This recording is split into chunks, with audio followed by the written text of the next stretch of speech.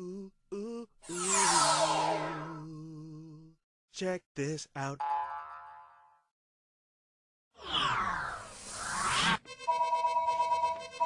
Oh, Assalamualaikum.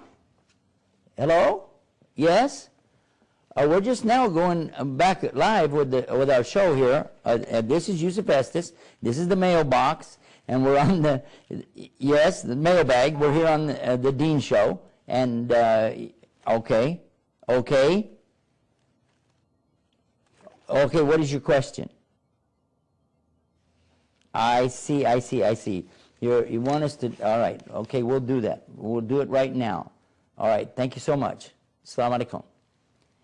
Okay, I had a letter here that was asking me a couple of questions, and I was making some notes about this regarding the women in Islam. Well, we've been talking about that. Earlier we spoke about the idea of more than one wife in Islam. And to be honest about it, I didn't think we'd get another call that quick, but let me answer that. Yes? Yes? Assalamu alaikum. Yes. Yes, you're calling live. Okay. All right, we're talking about it right now. Let me get back to the program. Yes, this is Yusuf Estes. Okay. No, just send us some email, okay? All righty. Okay. Inshallah. Assalamu alaikum. Yeah, another caller on the same subject. So let's treat that subject. The question comes like this. Why is it in Islam that a man can have 4 wives and a woman can only have 1 husband? Well, this question came to me one time in the university. A great big woman came walking in there, and she said, I want to know how come you Muslims can have 4 wives and a woman can only have 1 husband. I said, wow, you know, this is very uncommon.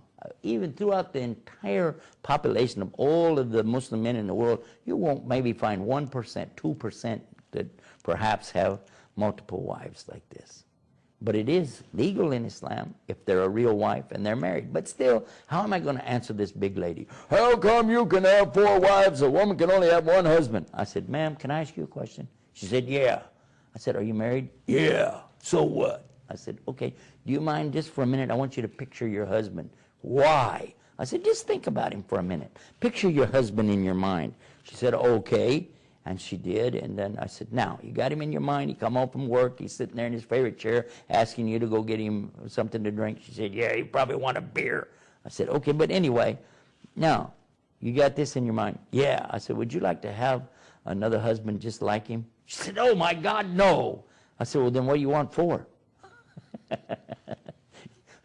But to understand, this is not about some kind of, sexual thing that people have going on in their minds, some kind of wild fantasies. This is about being responsible in marriage for your family.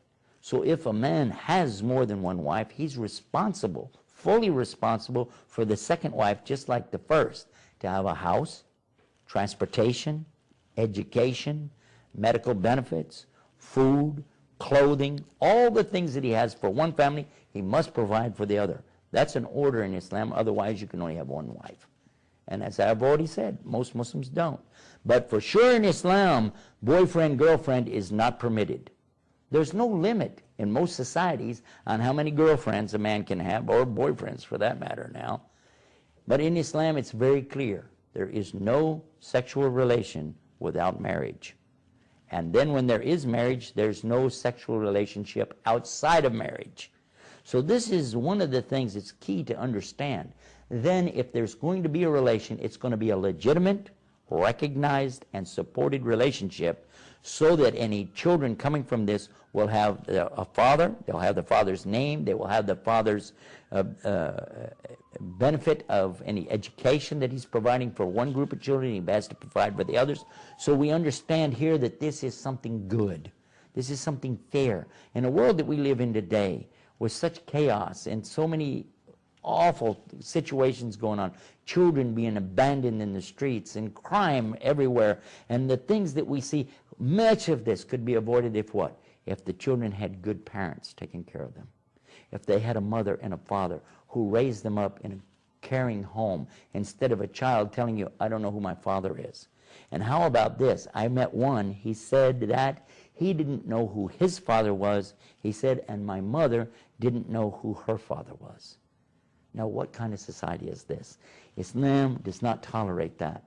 If there's going to be a relationship, it will be an ordained, sanctioned, and contractual relationship where both parties are taking benefit and not one over the other. This is very important to understand in Islam. And by the way, before we leave the subject, and the caller was reminding me about this, and I'd like you to think about it. In a society where a man can only marry a woman who's not married. Now think about this. I cannot marry a woman if she's already married. That's what Islam says. But the woman is allowed to marry any man as long as he doesn't already have 4 wives. So in a society where you have so many women and so many men, a man can only choose from the women who are not married. But the woman is free to choose from any of the men as long as he doesn't have 4. And she can observe how he treats the other woman and know, hey, he's got to treat me the same way. And if he doesn't, he's in big trouble. These are some of the things in the Muslim society that perhaps you didn't know. Maybe it's not of interest to you, but you should at least know what the truth and the relevance behind it is. Well, if you want, you can call us or write to us. It's right here on the mailbag on the Dean Show. Till next time, peace. Assalamu alaikum.